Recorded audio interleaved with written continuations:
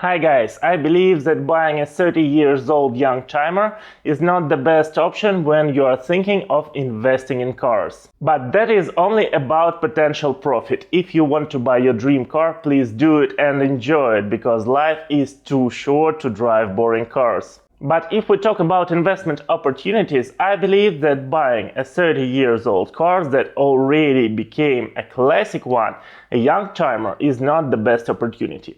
Let's have a look on some facts and prices. Let's first of all start with BMW 5 Series. And here we have an option of buying a young timer. It is a BMW E34. I think you would agree with me that this is a classic car already. And nowadays the price for this car is about $7,000 to $8,000 for a good condition, with original parts, with a good body. Not an excellent one, but still. And if you want to buy a classic BMW, first of all you are thinking about these generations. Maybe about 7th series, maybe about 3rd series, but still about cars from the early 90s. But what profit can you expect in future?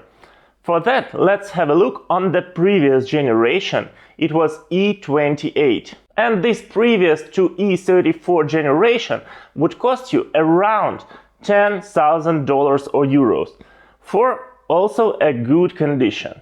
And what you can expect then in the next 10 years if you are buying E34 today?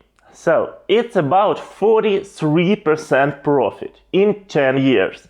Not that much. However, if we look at prices of E39 generation from the late 90s or early 2000s, it would cost you now about $3,500 to $4,000, also for a good condition with original parts.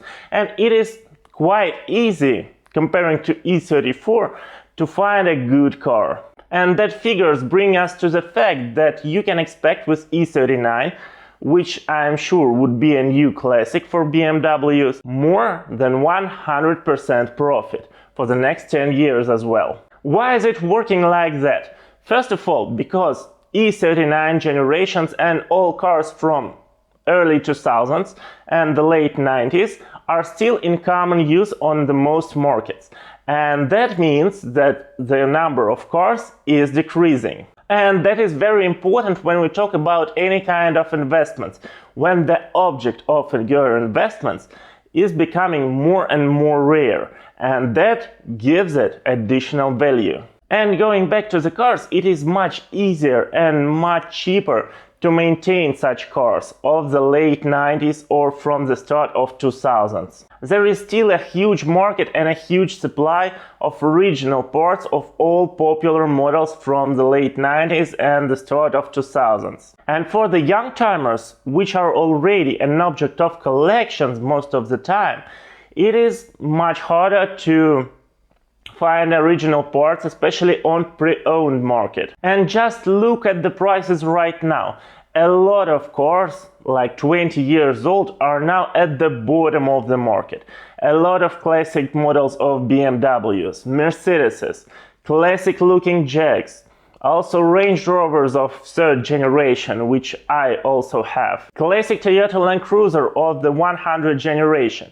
Everything that you dreamed about 20 years ago is now available in a good condition for less than 10K. Could you imagine that? And in the real world, it is of course more comfortable to drive cars from the 2000s than from the early 90s.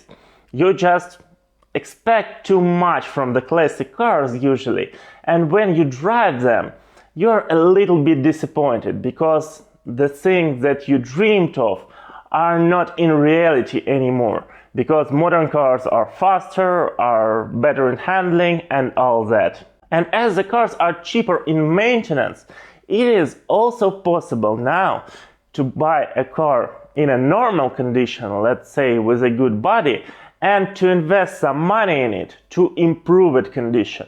And if we talk about cars from 90s, they usually just divide it between a rubbish cars and a collecting cars. And you cannot just buy this rubbish car and make it available and make it suitable for the collection. So like I told you from the start, the best opportunity that you have is like a 20 years old car, which is on the bottom of the market. It is easily maintained, a lot of parts, it is fun to drive, and there is no better way, I think, to make money on cars in a long term. But for sure, it is just a general rule and it differs from model to model.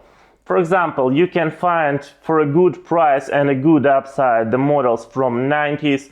Also, there are some cars from 2000s that never would be a classical one. Please comment below what cars do you drive, what are you expecting from prices in the next 10 years, let's say, and please press the like button if you like this video and subscribe for more. Thank you, see you soon!